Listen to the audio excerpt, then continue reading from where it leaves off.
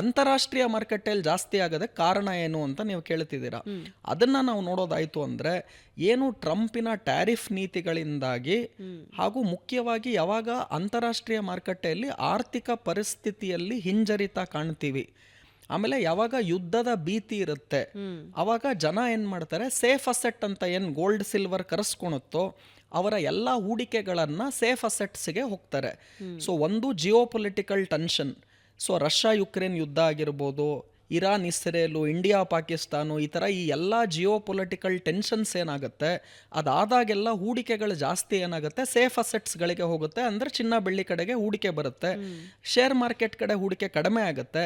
ಹಾಗಾಗಿ ಚಿನ್ನ ಬೆಳ್ಳಿ ಅಂತಾರಾಷ್ಟ್ರೀಯ ಮಾರುಕಟ್ಟೆಯಲ್ಲೂ ಜಾಸ್ತಿ ಆಯಿತು, ನಮ್ಮ ದೇಶದಲ್ಲೂ ಜಾಸ್ತಿ ಆಯಿತು. ತುಂಬ ಇಂಪಾರ್ಟೆಂಟು, ಟ್ರಂಪಿನ ಟ್ಯಾರಿಫ್ ನೀತಿಗಳೇನಿದೆ ಅದರಿಂದನೂ ಕೂಡ ಅಂತಾರಾಷ್ಟ್ರೀಯ ಮಾರುಕಟ್ಟೆಯಲ್ಲಿ ಚಿನ್ನ ಬೆಳ್ಳಿ ದರಗಳಲ್ಲಿ ಏರಿಕೆ ಆಯಿತು. ಹಾಗೂ ಷೇರುಪೇಟೆಯಲ್ಲಿ ಖಂಡಿತವಾಗ್ಲೂ ಭಾರತ ದೇಶದಲ್ಲೂ ತಾವು ನೋಡೋದಾದ್ರೆ ಕಳೆದ 1 ವರ್ಷದಲ್ಲಿ 0 ರಿಟರ್ನ್ ಅನ್ನ ಕೊಟ್ಟಿದೆ.